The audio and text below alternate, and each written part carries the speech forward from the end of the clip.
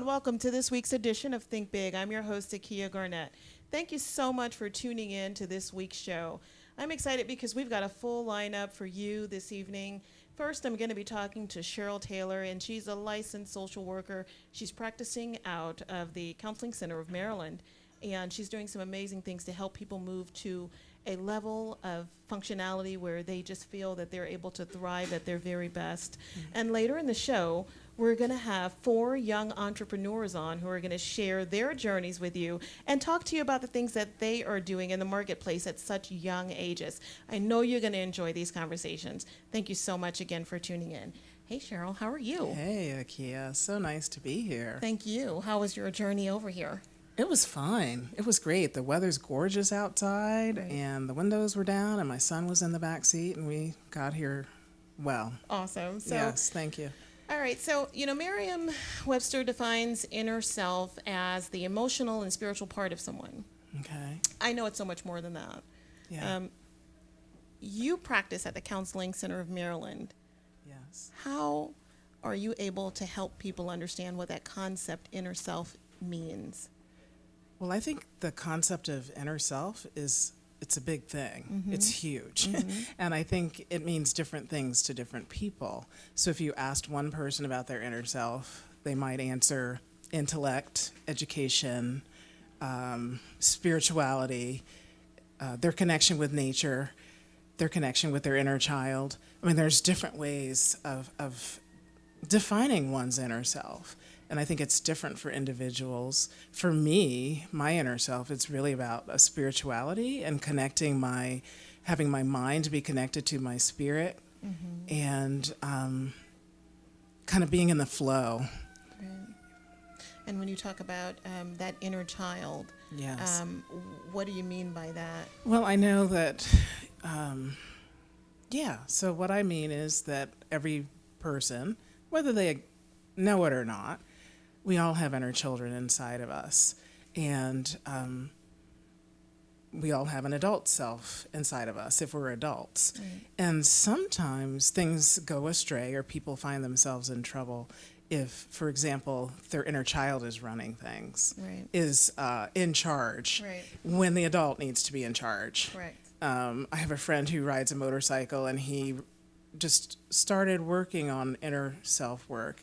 And he was riding a motorcycle, and he got in an accident, and he realized that his inner child was up in the front riding the motorcycle Right. when his inner child needed to be on the back seat riding with him being in charge. So my inner child or someone's inner child is often the playful part of them, the Right. part that indulges themselves. Right. And then the adult self is really the aspect of oneself that helps control and regulate or take care of the inner Right. child. And that inner child and then inner self are 2 different things then.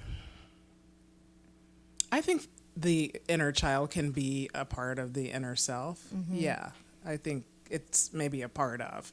And maybe somebody doesn't recognize or even think that they have an inner child. Right. So when I work with clients, it really depends on where they're coming from, because I Right. really meet clients where they are. And I mean, and I'm asking these questions up front because Yeah. I know it just seems it's such a tiring process when you say I'm getting in touch with my inner self. Some people might laugh at that. They might say it's foo-foo or, Yeah. kumbaya. Yes. But, When you titled the talk, I was like, Right. really? Do we have to call it that? But I don't see being in touch with one's inner self as something that is necessarily tiring. It certainly could be, but it also could be freeing. Right. It could be exhilarating. It can be exciting. It can bring on new challenges. It can help provide a level of awareness that one may not have had. I think it can help guide and direct one's life. Right. And so I don't believe it has to be tiring. I think it can be tiring if, for example, someone's depressed or has anxiety, Right. and maybe they need practice. Right. So I really work with clients to help them get in touch with whatever it is they may want to work on. And when they're working, say for instance, you're working with some of your clients who are battling or working through some of the more complicated challenges such as depression, and other forms of depression such as anxiety and things like that. Yes. Are you focused at that time on helping them get in touch with their inner self, or to work through some of those challenges that they are immediately dealing with? Well, I think really it is most important to meet the client where they are in that moment. So a client wouldn't come in and be depressed Right. or have a trauma background, for Right. example, early childhood trauma. I wouldn't start out by saying, let's get in touch with your inner self. I probably, my major training is in dialectical behavioral therapy, which is DBT, which really helps individuals and groups. I lead groups and I work with individuals to learn how to regulate emotions instead of letting your emotions regulate you, and to help people tolerate stress and manage stress and not become overwhelmed by stress, and to better understand how one's emotional self impacts their thinking and behavior, and how behavior can impact thinking, and how it's kind of circular. So I don't know if I'm answering your question. I hope so. You are, and I mean, what you're also talking about is how, to me, it sounds like the role of the social worker has evolved over the years. Well, I think there are different roles of social workers. I think social work certainly has expanded. Right. I think in the past, maybe people thought of a licensed social worker as somebody who works with in a homeless shelter, Right. maybe, Or and in schools, or in schools, or in more limited environments. But I am a clinical social worker, and so my training and background is really in working with people who have mental health concerns, who are in transition, who really need help figuring things out. Right. I work a lot with clients who are very successful, or they look very successful on the outside, but on the inside they're not feeling confident, Right. and they're feeling insecure, and they want to change, but they just don't know how to go about doing it. Right. I mean, and some of the changes, I mean, some of the challenges that you help people work through are feeling overwhelmed, isolationism, peer pressure, issues that come with having a complicated life. When I see things like having a complicated life, I feel like we all have a complicated life, but I'm pretty sure there is other levels to having a complicated life that might make it very difficult to cope. Absolutely. I think just living can be complicated. Right. And then if you maybe add in the dynamic of having maybe dysfunctional childhood or abuse in your family of origin, or addiction, or growing up with parents or grandparents who had addiction, it certainly does complicate the picture. And then I think life is just harder right now anyway. You know, the news, we're being bombarded with the news and social media, and things are moving at a quick pace. And there's a lot of pressure to succeed or to appear successul. Right. I mean, I was Yeah. looking at some recent stats in terms of the numbers of people just in the Washington, D.C. metropolitan area over the years who have been working through certain psychological challenges. And in the past, it seemed like that number was higher. It looks like it's kind of leveling off right now. You might have different statistics to speak to that. Yes, and I can really just respond to the clients who end up coming to see me or who work with my peers. I think it's increased a lot with the city and the area that we live in, with the political climate and the pressures of working in government, and if people are parents and maybe they're parents of children, and then they've got aging parents, so they end up being caregivers, and just the stress. It's so competitive here in many realms. More than it's most like other markets in this country, it's unbelievable. Right. So everybody here is overly educated, overly credentialed, overly qualified. So yes, we and have quite a bit of things. Yeah, absolutely. I agree with that. And then it trickles down to the kids. Right. So, kids are 5 and they're playing on sports teams and they have coaches. Right. If the parents have the wherewithal, and even if they don't, the competition really starts kind of early, and people are grooming their children to be successful in school, sometimes, before they're born. Right. They're like, they're going to go to that Yeah, preschool. already Right? mapped out where Yes, where they're going to be, where they're going to Although go. once a child comes, the child really dictates who they are. Right. Yeah. So, I mean, what exactly is this concept of psychotherapy? I can speak to it from my perspective. I think there's probably a dictionary definition, but for me, being a psychotherapist is something that I feel honored and privileged to be. I changed careers to become a psychotherapist. I have been helped by psychotherapists throughout my life, my younger life, and I had some really good therapists, and I had some therapists that were not so good, and they've informed me. And so I really view psychotherapy as an opportunity for individuals and couples and families to come in and have a relationship with me. And I get to know them really well. I'm a really good listener. So somebody might say something and a month later they're saying something else, and I'm remembering what they said and I'm bringing it out and kind of tying it all together for them. I hear what they're saying and I hear what they're not saying, kind of the meta message. And I provide an environment that's really safe for people to come into, where I'm non-judgmental. There is no judgment. Judgment is suspended at the door. And where it's safe for them to be their emotional selves. I encourage emotions. I have a client who started to cry the other day, and she wanted nothing. She didn't want to do that. And I'm like, well, there are boxes of Kleenexes around the room so that you can express your feeling, because your feelings, because expressing or feeling feelings can be really freeing. Yeah. I mean, and just unpacking, some of those things, I'm pretty sure in your various sessions, it takes a while just to unpack, to have a real conversation about what the real challenges may be. It can. Sometimes people also come in really motivated or really in pain. Like by the time they get to my office, they are ready. They're ready and motivated. So, and then there are other people who are more resistant, and where it takes time to establish rapport with them.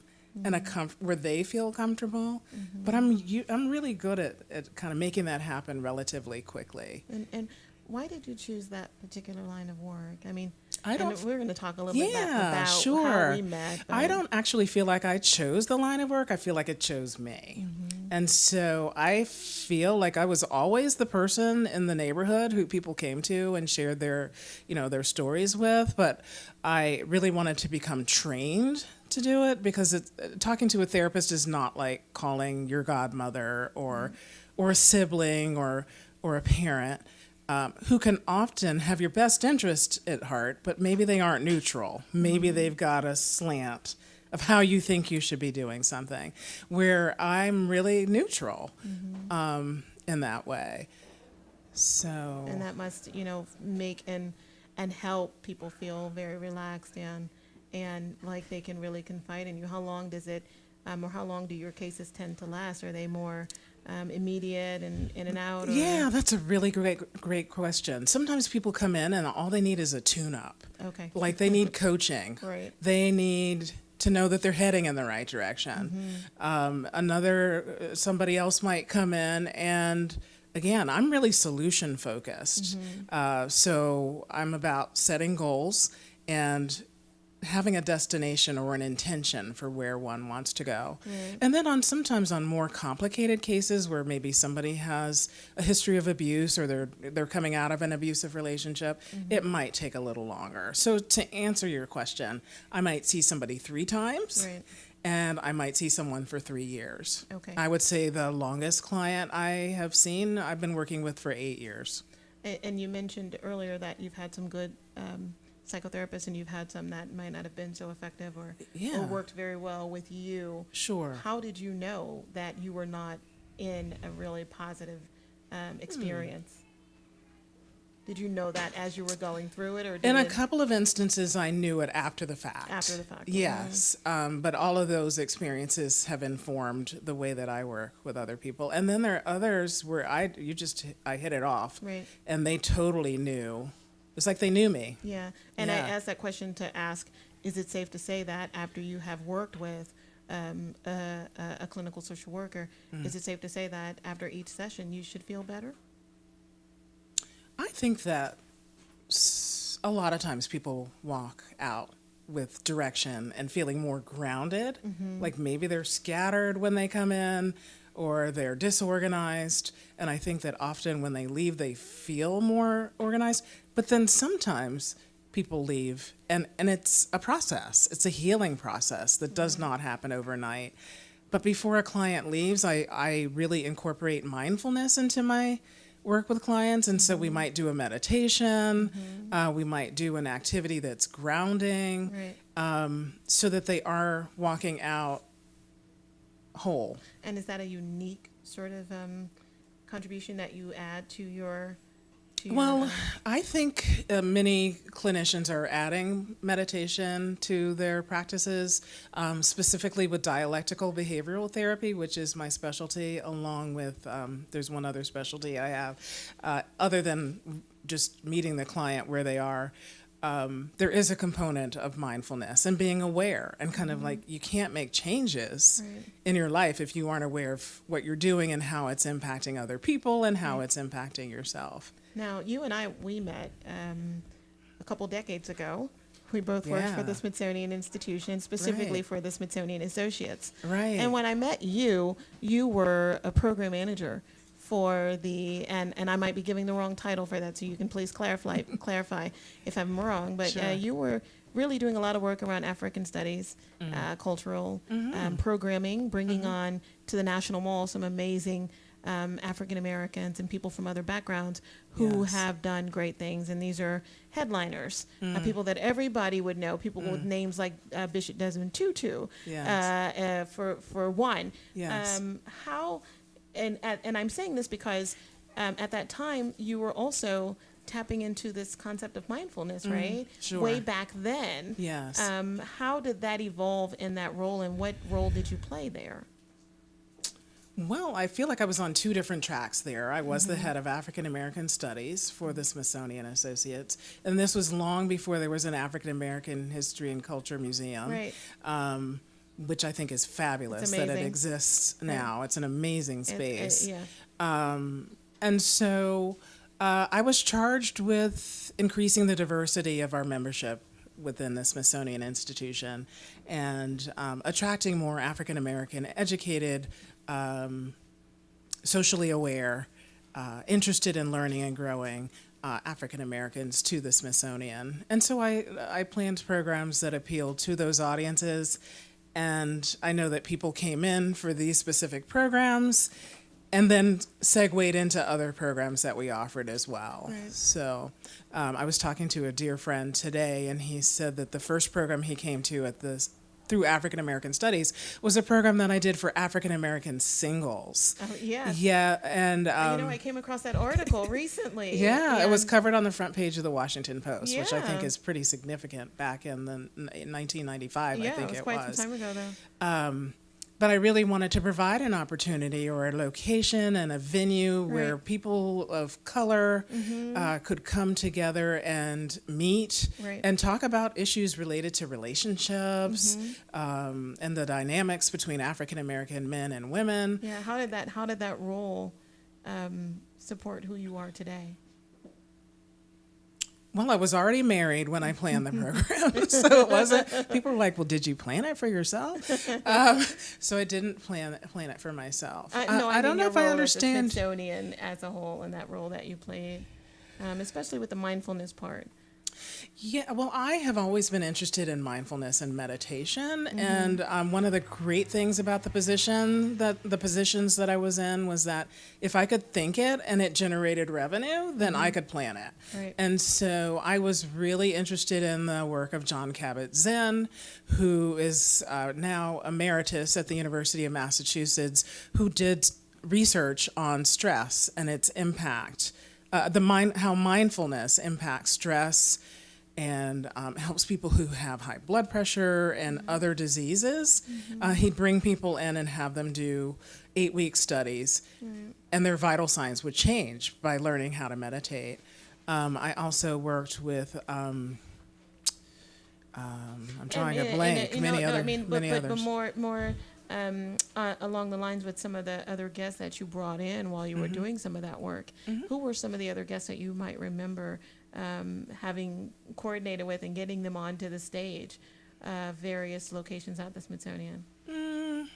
African American or non or both? Both. I would say African American. One of the most memorable occasions that I planned was an evening looking at blacks in the media. I was able to bring in Gwen Ifill and Jim Vance, who's a local celebrity, and others in African American media, both on TV and in writing, and explore the world of journalism as an African American. You mentioned Archbishop Desmond Tutu. I had an evening with Quincy Jones. I mean, the list goes on. Yes, and on. yes. And that was very, very big early on, as you said, even before there was the National Museum of African American History and Culture. Yes. So you were a pioneer in many ways with bringing African American programming onto the National Mall. And so I was a part of that. I remember watching you soar and doing those, and I really, appreciate the impact that you had on me as a young professional. So I want to say that to you on camera, that you had an amazing impact on me as I worked on the National Mall, getting a chance to see up close and personal programming that was directed toward a person like me. And so being on the National Mall was not a foreign concept to me. I was born and raised in D.C. Okay. Working on the National Mall was a dream for me. When I got onto the National Mall, though, I didn't expect to face some of the things that I faced as a result of seeing some of the programming that you were able to put on. Your execution of that programming was just amazing. And again, I just thank you and I salute you for that. Oh, thank you. And you working on the mindfulness part. Now that was so much of a surprise for me, because I don't remember that part of the mindfulness part. And so as I began to communicate more with you about that, I thought that was absolutely amazing. And I saw the connection between that and what you're doing today. I think the seed was probably planted somewhere in there back then. I really enjoyed myself in that role. Right. And I'm really enjoying myself now as a psychotherapist. And they really suggest that you do what you would do if you weren't even paid to do it. And I really feel a calling to helping people live their best lives. Right. I mean, Cheryl, why do you think it's so difficult for people to accept the fact that they need professional help? I think for some people it's difficult, and I think it can be a process. I think in the African American community and other communities of color, there's still stigma, like you don't want to, Right. we don't want to tell our business, we don't want to air our dirty laundry out in the street. Why don't you go to church and pray? I happen to be blessed to be a member of a church that's really progressive, where the pastor talks about his own mental health and how therapy and medication has helped him. And I probably joined that church because of his progressiveness about it. But I think that, I have clients who, they don't want to take medication if a psychiatrist prescribes medication because they're still feeling judged, or maybe they're judging themselves. But I view mental health and mental illness not any different than someone who has maybe type 2 diabetes or high cholesterol or heart disease, and who needs to address those concerns. So I really feel that the mind and body are connected. Right. They aren't two separate beings or two separate aspects of a person. And I mean, do you think it's there's healing. And do you think there's a stage of utopia when it comes to being in touch with our inner self, or being authentic to who we truly are? Utopia? I've had some great joy, and I've seen clients have some great joy, and I've seen clients soar. I don't know of anybody who's reached utopia on earth, but I certainly have seen and worked with people who come in who might define themselves as depressed. Like, they think if you looked up the word depressed in the dictionary, or maybe not on the dictionary anymore, if you Googled it, that their picture might come up, and have worked with them and taught them skills and I'm also training to become a Daring Way facilitator under the And that's a Brene Brown's Right, brand, yeah. and I just love the work, and it's really teaching me to work with individuals and myself around issues related to shame and vulnerability. What's that all about? Well, it's probably, I need another half hour to explain it all, but shame, we look at shame versus guilt, and a lot of people think they're the same thing. Right. But shame is really when a person feels that they are bad, when they're feeling the worst about themselves, and they kind of get stuck in a hole and can't see anything really positive about their lives. And so the shame work is really helping people get in touch with shame and then learning how to become more shame resilient, Right. meaning learning how to garner support for themselves with other people who are safe. Sometimes a person might feel bad or might feel negative and have shame, Right. and they just talk to the closest person to them, Right. when really it really is about learning to discern who is worthy of hearing your story and who isn't worthy of hearing your story. And so you also work with people who might be overcoming challenges such as shame and the other Vulnerability. and vulnerability. Yes. But there are some other more chronic, I guess, and that's the best word that I can use for it. Challenges that you help people move through, such as self-inflicted pain and eating disorders. Yes. And I have a really broad experience of working. I started in adoption work, and I did home studies and helped parents who were facing infertility concerns. And then once their child was adopted, helped work with them on adjustment disorders. I've worked with parents who have children with special needs. I've worked with caregivers who are experiencing stress and burnout, and helping them learn to take care of themselves first, to put themselves first, addictions, compulsions, Right. compulsive overeating, you name it. and in those instances, the approach is it similar?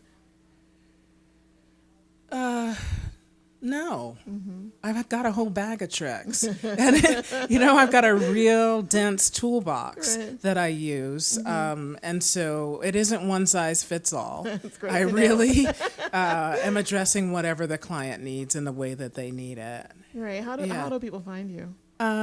Well, they can come to my website. I work for the Counseling Center of Maryland, and that is counselingcenterofmaryland.com. And I also have a Psychology Today profile, and I provide consults on the phone for anybody who might want to check out and see whether there's a good fit there before they commit. Cheryl, in closing with you, my final question with you is, when you're working with someone or after you are done with your session, your final session with that particular client, what is your hope for them? Well, first of all, when I'm working with a client, I'm fully present. I am in that room with that person. I usually meditate and or pray to be of service to that person while they're in the room with me. There's nothing else that really exists except me and that other person, or me and the group that I'm leading. And so I'm fully present. Like, I'm hearing, like I said, what they're saying and what they aren't saying, and I'm feeling their feelings. I'm a real empathetic person, have empathy. When they leave, you mean like when they're complete? Yeah. When they terminate, or when it's time to say goodbye, yeah. I am so happy for them. I don't believe that anybody needs to come to therapy and be there for the rest of their lives. It's not a sentence. Right. They're there because they want to be. They're there because they're growing. And so my hope for them is just that they are able to be fully authentic themselves, and to also live the best life that they were meant to live. Right. My goal for myself is to not get to the end of my life and have regrets. Right. And so if I can help other people do that, then my job is done. Wow. CounselingCenterofMaryland.com. Yes. Thank you so much, Cheryl, Oh, for being thank here. you. It's been fun. Thank you. We'll be right back.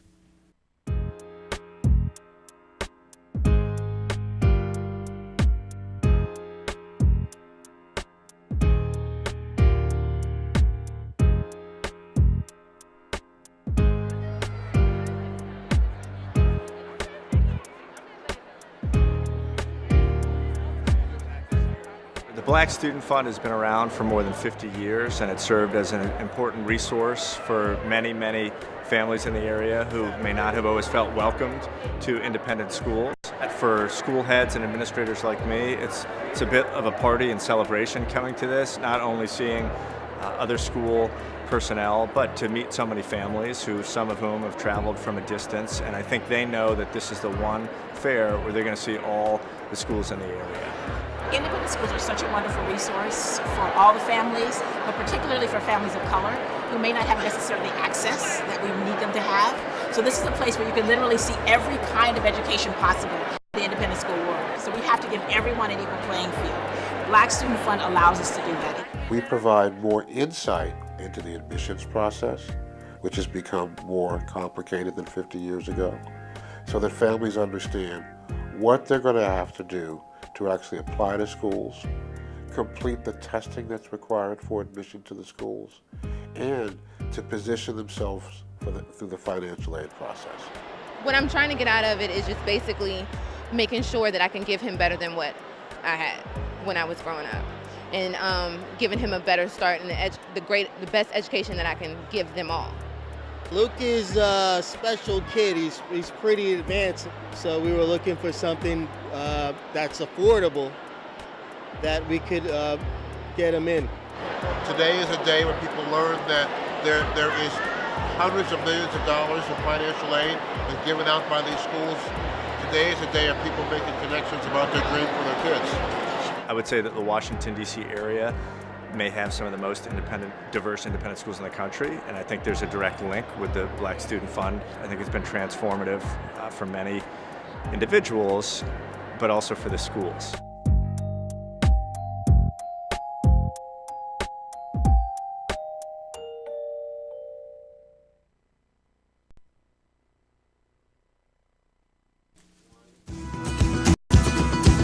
This episode of ThinkBIG is brought to you by the SOAR Community Network. With them on SOARCommunityNetwork.com. Check out the Launchbox.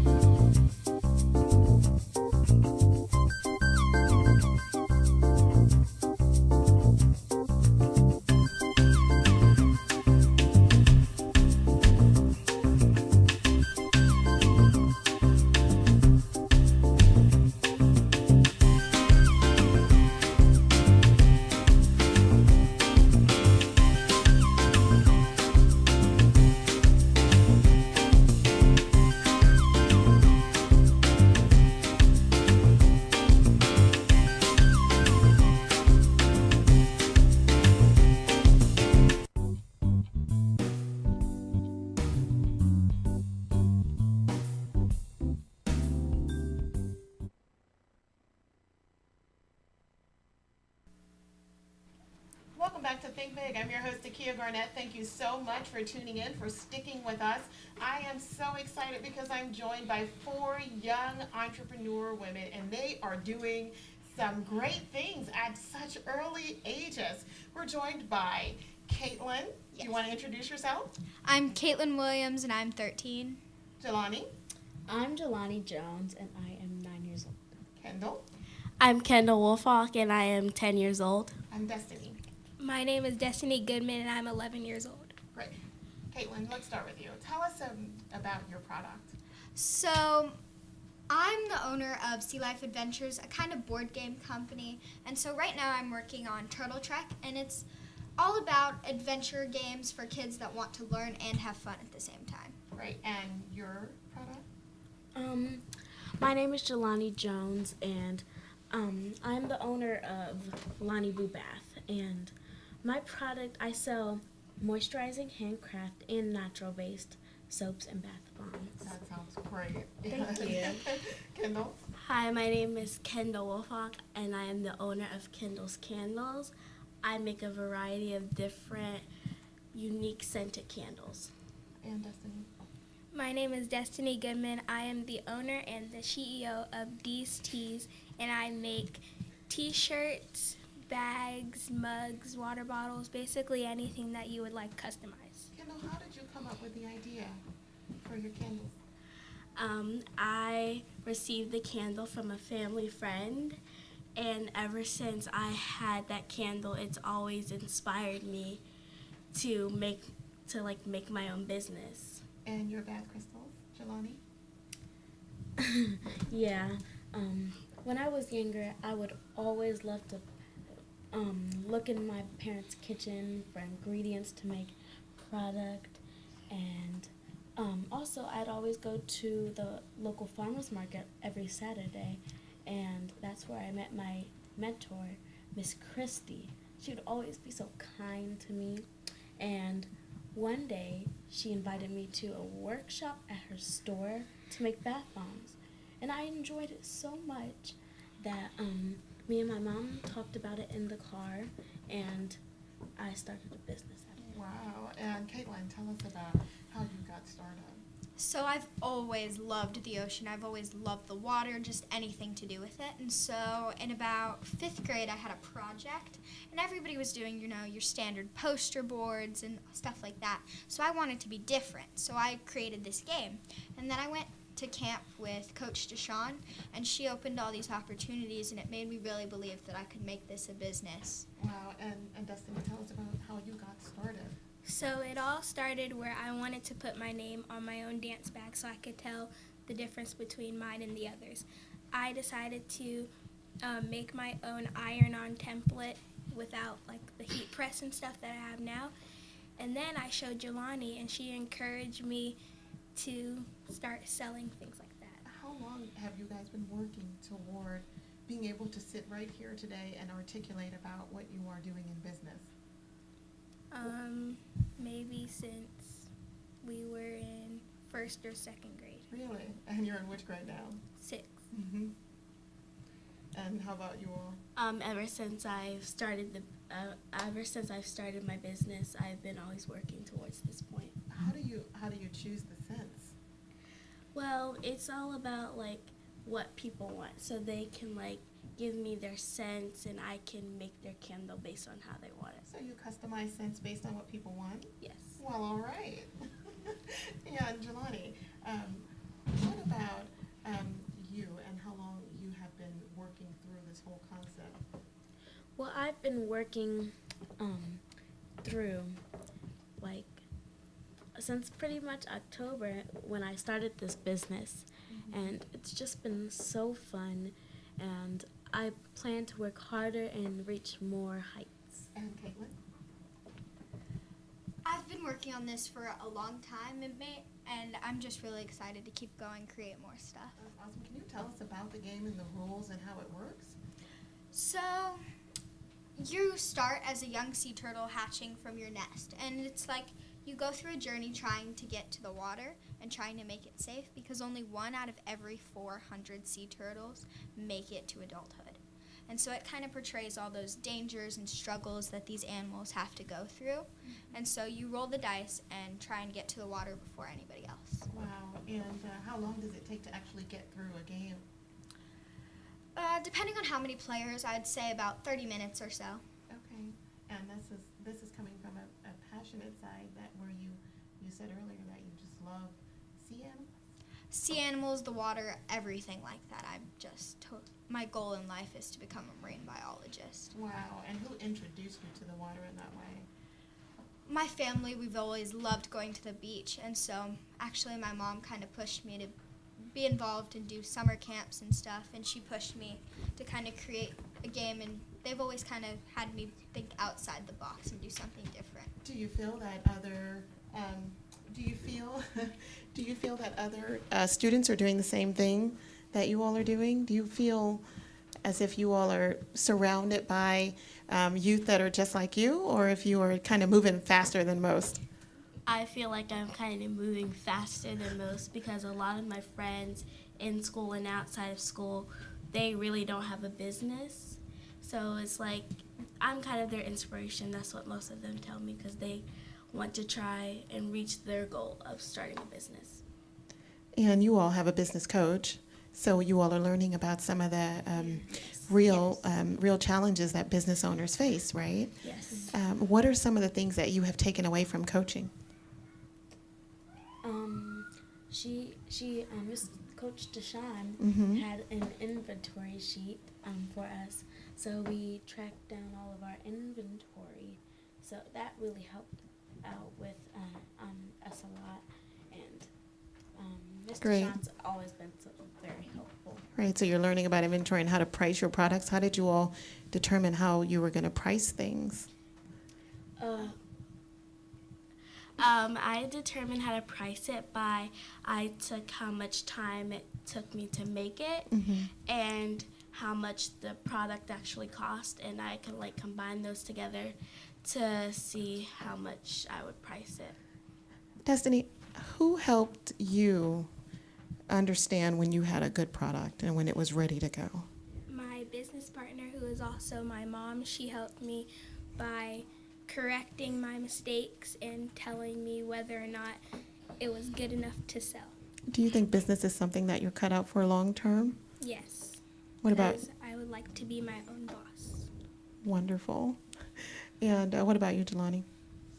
I would not like to work for anybody because I don't I understand if it's my parents telling me to do the dishes or anything like that, but then I don't want a worker to always, or boss to tell me what to do all the time, and I'll get tired of it and try to quit because I want to keep on going. So I want to keep cracking. And what was it like, the actual naming of your business? How did you come up with a name for it, Kendall?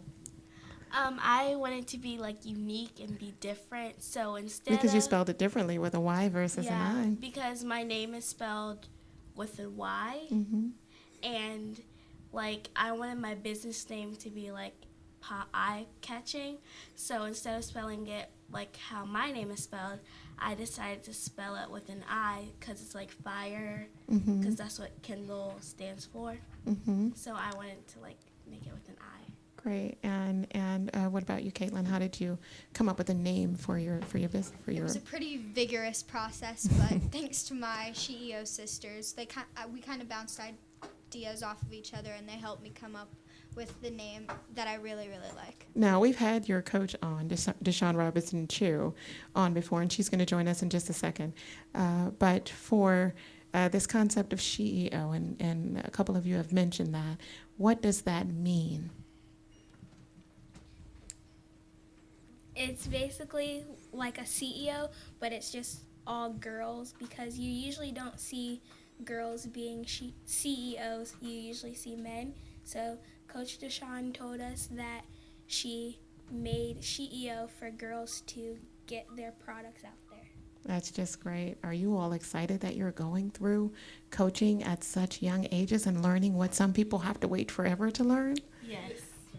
Very. Yes, I'm very excited because I feel like I can do anything I want if I put my mind to it. You certainly can. So I just want to keep on going and going until like I reach the top. Destiny, what do you want to be when you grow up? I want to be a dance instructor, Wow, what kind of dance do you know? hip hop. Wonderful. And are you working toward a business in that too? Not yet. And Kendall, what about you? What would you see yourself as when you are a grown lady? I will probably see myself as maybe a doctor Really? because it seems so interesting, or maybe even a teacher because I like kids. That's wonderful. Both of those are wonderful careers, and I'm sure you would do great. And Jelani? Well, I'm just gonna live right now. That's great. Well, it's not like you're not already busy. Yeah. So the real question is, what are your grades like? Grades? Okay, I'll go first. I have A's. Straight A's? Yes. Wonderful. I also have straight A's, and I think it's pretty important that you have to balance all this stuff that we're doing on the side with our academics. Right. Are you guys involved in any sports? And do you get to go outside and play with other kids? I do like to go outside and play, but I also have to remember that I have a business that I have to run, and if there's an order that needs to be filled, I need to do that first before I can do anything else. Great. And you all come up with a budget every year of how much you want to make in sales and revenue? Yes. And so have you met your goals? Not yet, but I'm pretty close. Great. And how do you feel when you actually meet one of the goals that you set with your coach? It's empowering. Like, it makes, like, yeah, I can really do this. I could potentially do something really cool that a lot of girls my age haven't done. That's just great. Again, I applaud all four of you for doing some really great things at such young ages. And I'm sure you hear people say it all the time, you're so young, and you are. But age really has really given you guys energy to endure. You've gotten started very early, and so you'll have a very long time to continue perfecting the things that you're working on today. It's candles and it's bath salts and all kinds of beautiful products and bags and gifts and so forth, and it's your turtle game. But tomorrow it could be that and so much more. And you will look back on this, even on this episode here, and you will smile that you were able to sit here and articulate the way that you are about the things that you care about. You're such a shining star, Jelani. I'm just so happy to meet you. She is Deshawn Robinson Chu has been a guest on Think Big before, and she has shared what it means to her to be able to coach and work with young ladies through her CEO program. And I'm going to ask you to come over, Deshawn, just to share some words of insight regarding the young ladies that you are working with. You can step over a little more, even more. Here you go, Deshawn. Thank you for having the girls on your program. I am super proud of these young ladies. They are shining stars among their peers. And one of the things that I have learned from them is how impactful the CEO program really is. I know what my vision was for the group, what my vision was for the community, giving girls an outlet and some support. They have great parents. They have a great community, great family. And what we talk about together in our mastermind and in our coaching program are balancing, you heard that earlier, balancing business with being a kid and understanding the fundamentals of business while understanding the lifestyle that comes with it. And again, they're children, but they are bright, they are superstars, they are well on their way to success. And I'm just pleased as punch to be able to have a small part in the growth of their lives, their careers, and their businesses.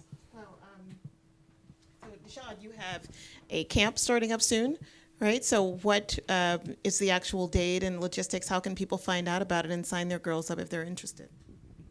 Yes, we have camp happening now. We have other programs that are coming in July. So if you would go to that's BEABEO.com,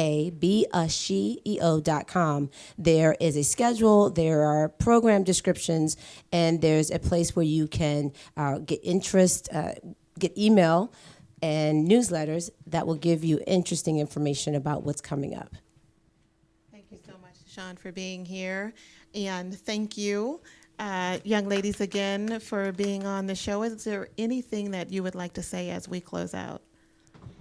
Thank you for having us. Yes. I would also like to say one of the questions that I kind of went over, but you didn't ask.